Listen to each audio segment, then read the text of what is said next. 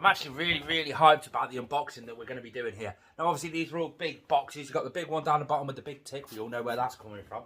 This next box, that is basically some new technology for reptile keeping. I can't wait to have a first look at that. I've been eyeing it up for the past couple of days. When I noticed it was announced, I was like, oh my god, yes, let's have a look at it. We've got so many videos to make with that. And then this one is 600 dubia roaches. Now, they might not be alive. Bit of a story with that one. We'll get on with that later. Let's start off with this big one down the bottom, because this is just a big ploy. We've got a little thing that we want to do inside the reptile room. You'll notice we're not actually inside the reptile room right now. That's because it's an absolute pigsty in there. It's only because we're building a big callus versicolor sort of enclosure, and it's huge and it's taking up a lot of space, and there's just polystyrene everywhere, there's dirt everywhere, dust everywhere. At the minute, we've got basically 4 enclosures that are just empty, and that's solely because we've actually got animals out of their smaller enclosures, put them into bigger enclosures and made bigger enclosures. So we've actually got 4 empty enclosures. I'm going to get rid of a few of them. A few of them I'm going to use for like culturing isopods and various little bits like that. But one of them I'm actually going to turn into a plant enclosure where I can just sort of grow plants in there. To do that, we're going to need to get a plant grow light. Come on, Amazon, that big box for that tiny little box. Typical, isn't it? So this is, in theory, a plant grow light. It's just a cheap and cheerful one that I found on Amazon. I want to see if it does as good as the reptile ones. And it's nothing absolutely massively special. Comes with a plug, USB cable attachment, and 2 different strips of... I can't even get them off. 2 different LED strips. Now, it's supposed to be cool white. It's supposed to be a 6,500 Kelvin weight light. So we're going to have a look. We'll plug that in a little bit later. To be fair, we might actually set that up a different video. So make sure you subscribed if you want to see that. Let's put that back in the box. Which one shall we open up next? We'll go through the new technology one, because I am so hyped on that one. It's unbelievable. Now, the market leaders for... Actually, let's just show you guys exactly what's in there first, because it's I'm blown away. It's about time we had somebody to do this. Good thing there's not any live animals in this box, isn't there? But there it is, there it is, there it is, there it is, there it is. Whoosh. So what is this? ProRep Infrared Heat Projector. From what I can tell, it's their technology behind an infrared heat projector. What is an infrared heat projector? Millie, in this enclosure just here, she's our leopard gecko. She's obviously fully naturalistic setup. She's got a deep heat projector in there. That's the Arcadias version of it. And the reason behind them is they produce a different wavelength of infrared light. It's called infrared light. It's invisible light to you and me. We can't see it. And it's actually heat. The wavelength, infrared A through to infrared B, meaning it's a much more naturalistic wavelength of light. That's actually really quite cool. So that's what it is. This is my first look at it as well as yours. I mean, first off, we'll look at the box. Just a nice, clean looking box. Oh, on the back of it, we've got the basking temperatures. So ideally, set these up on like a dimming thermostat. That would be absolutely perfect. So it's not safe at 10 centimetres away from the animal. So you've got the full graph on the back of the thing just here, on the back of the box. Now at 50 centimetres away from the animal, you've got a temperature of 25 degrees Celsius, 76 Fahrenheit. So I like that little graph there. So let's say 30 centimetres away, you're going to get a temperature of 87 degrees Fahrenheit, 30 degrees centigrade. Perfect for like your royal python, your ball pythons and stuff. That's absolutely amazing. So down the bottom, just there, it's got your, it's got like your UVI scale. So at the beginning of the UVI, you've got 320 nanometers, I think it is, nanometers, up to 400, that's your UVB, UVA. Then you've got your visible light in the middle, that's that section there. And then your infrared A through to infrared B. Infrared C is not safe for animals. So that's that basically. That's 700 nanometers through to 3000 nanometers. I love the fact that that is clean and on the box. That's awesome.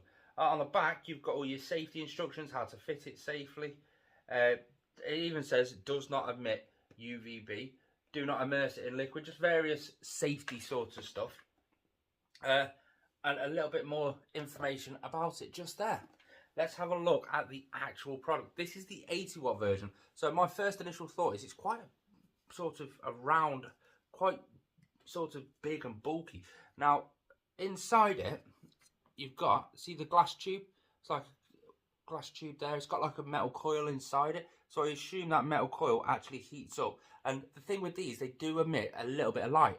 I personally, it's virtually invisible. You can't really see any, especially with the deep heat projectors. We'll get this one plugged in on a future video because I want to do a full-on comparison side by side between this, the ProRep Infrared Heat Projector, the Mega Ray Heat Projector, and the Arcadias Deep Heat Projector. Side by side, just see what they all do. See the temperatures they all rate at, see if they are what they say on the box, see how much physical light they all give off, because they all give off a slight little bit of light. I love it's dead reflective inside, see that? So what they'll just emit the infrared wavelengths straight down, and that's your heat for your animal, which is a much more natural heat. You go for something like a heat mat or a ceramic heat emitter, they're like sort of blowing in your face. The fan heaters, it's like them blowing in your face. These are just much more natural wavelength, deeply penetrating the tissue of the actual animal. So I cannot wait to have a little play with this, get them all side by side. The reason I'm not doing that right now is solely because I've still got, do you know the ceramic bulb holders? I'm having to get a couple more to be able to set this experiment up and this test up. So let's take a look at a comparison between both the deep heat projector and the ProRep's infrared heat projector. I'm going to have to get used to saying infrared heat projector because I don't want to sort of insult anybody. But they both, you can see the picture just there. You've got the glass coil inside with a metal coil inside the glass, and the same on this one. But this one shows you it actually heated up and lit up. So you've got a glass ring with a metal coil on the inside.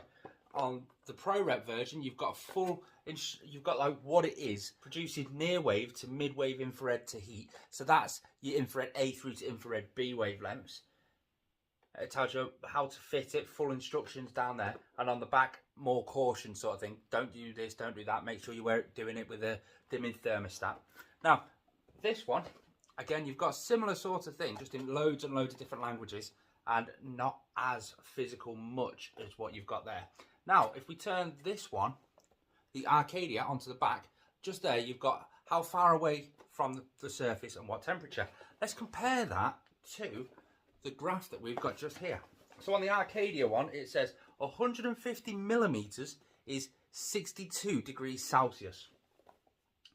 150 millimeters just there would be 38 degrees Celsius. 38.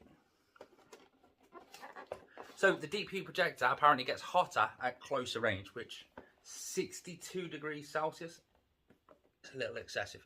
So let's go for 300 millimeters away from the animal. That's 30 centimeters. That's 44 degrees Celsius. Jesus, that's a lot. On this one, 30 centimeters away, you get 30 degrees Celsius. It's just a little bit cooler.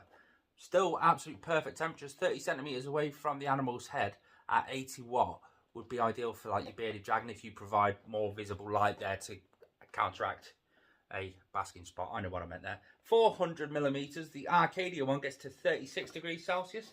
400 millimeters on the ProRep, you get to 27 degrees Celsius. So the ProRep is actually a little bit cooler than the Arcadia's deep heat projector. Again, we're going to be testing this and testing if the information is correct on the boxes in a future video. So make sure you subscribe to see that. I'm really going to be playing with this and putting it through its paces and comparing it to all the others. I can't wait to do that video. It'll be coming up soon. Make sure you subscribe. ProRep's infrared heat projector. Got some high hopes for this. Links will be in the description down below. If you go through Swell Reptile, remember my discount code NE10INF. It's cheaper. That's an initial thought. On to this one. Now, why could these be dead? Wow, the building that we're in right now has got a main access door downstairs. The postman comes into that main access door and then delivers the post. However, the day that this was delivered, nobody was here. So we couldn't get in that main door. But then that also meant he couldn't. Now, normally here in the UK, if you're not in, he'll knock on the door, he'll leave you a little card through your post box saying, look, I've been, you weren't in, your parcel's going to be down the post office. You go down and pick it up. Not a problem. If he can't get in the building, he can't leave one of those cards. So I had absolutely no idea that this had actually been delivered. I'm sat around waiting all day, nothing's come in, and I never had a thing through the letterbox. I was going out of my mind. Today after a hike, I thought, you know what? I'm getting worried now. The live animals. I want to go down to the sorting office and I'm going to physically ask them, right, have you got my parcel? I haven't had anything to tell me you've got it. And I never put any blame on anybody because, like I said, it can easily be done. The postman can't get in. This got delivered on the 21st. Today, as we speak, it's the 28th of October. That's a long, long time. Let's have a look. So what have we got?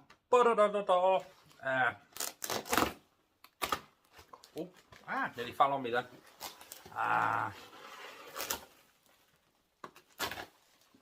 We've got 3 boxes. Got some weight in that one. That. I'm going to chop my finger off. And that one, little one, and that one just there. We shall do this little one first, solely because I've got a little tub here to put them in already. So what have we got? Dubia roaches. Quite simply dubia roaches. We're going to be starting a dubia roach breeding project, a huge dubia roach breeding project. And that's solely because we want to be able to supply Cheshire Reptile Rescue with dubia roaches, and plus we can get a little table down at the reptile shows and just sort of, we can sell a few but then use that table as advertising for Northern Exotics. Inside this little box we have got 200 small dubia roaches. Inside this box we have got 200 medium dubia roaches. Inside this box we have got 200 large. There's no sticker on it, but this is heavy, so I don't know what's actually in there. It does say on the box, fragile, loose live insects. Poop at myself. Right, so these are, I'm going to put the smalls and mediums just straight into this tub just here. Just as, well, depending on how many there actually is. Because I got these from Buzzard Reptile. I'll leave their links down in the description down below. I've always said it, they're the cheapest place for you to get bulk dubia roaches. And plus, story time. I will always support companies that support reptile keepers. So the likes of a very recent one, Arcadia have just released their new Thermal Zoo Pro. What is it? It's like a unit that's got a DP projector, it's got a halogen lamp, and then it's got either 2 UV lamps or it's got a UV lamp and their light bar, the LED light bar. And it's a fascinating piece of kit. I really do like it.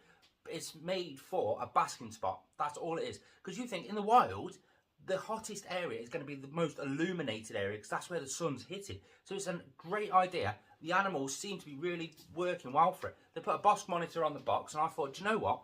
Hugo's having a massive enclosure build coming up soon. That would be perfect. I can set that up in his enclosure now and then that will be able to transfer into his new enclosure when I've got it. So I went on there, I saved up. I worked days overtime at work and I really saved up and I went without so that I could afford it because it wasn't cheap. I think it's best part of £135 with the Northern Exotic Swell Reptile discount code NE10INF to get you 10% off at Swell Reptile. And I went there to order it and then I thought, right, so I'm going to need, it's Arcadia, so I'm going to have to go on percentage for UV lamps and stuff. So 12 to 14%. It's a Ferguson Zone 4 animal, so I want to go for a 14% UV lamp. And I'm scrolling through the options, I'm thinking you can't get it at a 14%. Hold on, what's happening here? So then I looked into real deep detail. You can only get that unit in 6% lamps. I was going to go for the 2 UV lamps and then the DP projector and a halogen for Hugo. You can only get it in 6% lamps. But that's not good enough for him. I will not, no matter how close I put that to Hugo's head, it just won't reach Ferguson Zone 4. But they've got a Bosch monitor on the box. So I questioned it. Arcadia put a little post up on their Facebook page of look at this product, and I questioned it. I said, is this true? You can only buy it in 6% lamps. Because I was thinking, maybe that's all they've got in stock is 6% lamps. It turns out, no, it's hard for them to produce one lamp suits all. So make it in a 6%. You can adjust you can get the correct UVI for the correct species by adjusting it how close it is to the animal's head. No matter what, you get 6%, you ain't going to get a Ferguson Zone 4 from a 6% lamp. So I was like, no, that's a bit wrong. I would ideally like this. Mike Green from Buzzard Reptile stuck a comment. Let me know, send me an email. I can take out the 6% lamps and I can drop in a couple of 14% for you instead. I was like, that'll work. So it might be something you guys want to look into or something. I was talking far too much without actually doing this, but that was a little piece of story time for you. Inside this box we have got dubia roaches, smalls. Oh, there they are. 200 smalls apparently, and it's been a pain because I can't get it open. The thing is, you remember like the Maltesers where you'd open it and they'll go everywhere? I'm trying not to do that with these. And it's been a bit of a pain. Let's get my finger down there. There we go. Is that popped off? Is that popped off? Holy moly.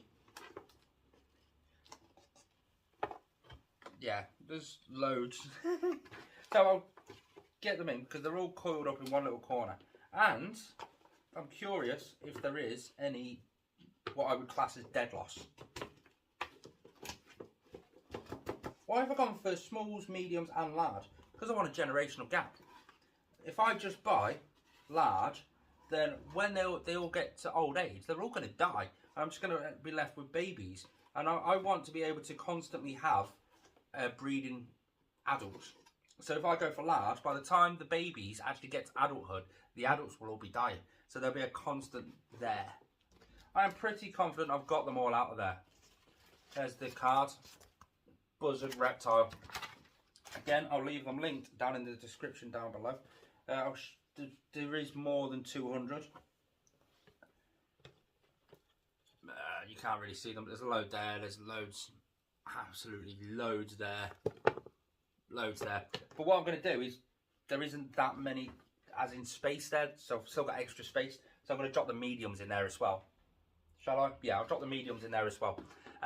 No dead loss on that first one for the babies, which I was hyped about. I didn't look hyped because I was trying to not get the dubias to escape everywhere. Let's see in here. Now, the ones that I'm scared about the most are the adults, because dehydration affects them a lot quicker.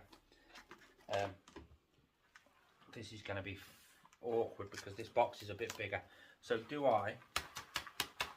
Oh.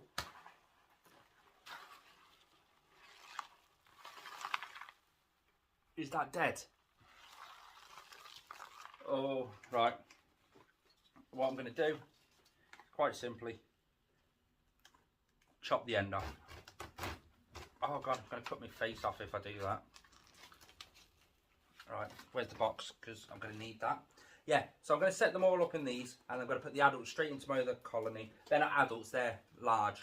I didn't go for the adults. You can, at Buzzard Reptile, buy just a colony. So that gives you the right ratio to start with if you just want to flat out breed. Oh, there's already loads in there. Whee. So,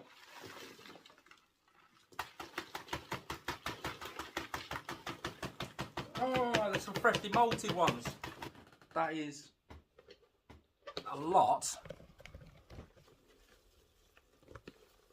of dubia roaches. God, that's more than I've got in my colony as it stands. They're the babies and the mediums anyway. Absolute tons. So I'll get them set up slightly shortly. Actually, what I'll do, I've got some of these, you know, the ones that come in the live food, so they're just like that. There's not a lot of surface area in there for these to actually escape each other. So I'm going to drop a few of them in there just for now. Just like that.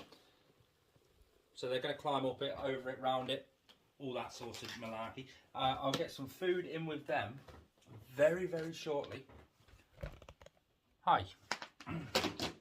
Yeah, so I'll get some food and some moisture in with them so they can start rehydrating themselves, getting themselves back up to good health. Now we've got the heavy box. There should be 200 adults, 200 large, so not exactly adults yet, or not exactly breeding adults, but 200. And there is some weight in there. So it'll be interesting to see what's actually in here. Let's have a look, shall we? Now, like I said, these are going straight into my big colony as it stands. And we've got a new video coming out where we're showing you the setup of all of the setup. Basically, we're going to do a how to breed dubia roach video again, but in a larger scale. And these are going to go into that. See, look, there's, I think that's poop. Quite a lot of poop.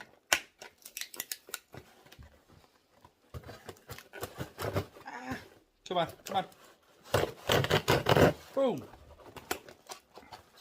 Are you ready? Are you? Oh. Oh, look at that. Oh, they're smelly. There is some, I think, some dead loss in there. Let's get them just tipped straight into the box. You can come down, mate. Oh, yes. Ah, yes, there is a lot of roaches in there. Holy mother of God, there's still some in the box. Come on.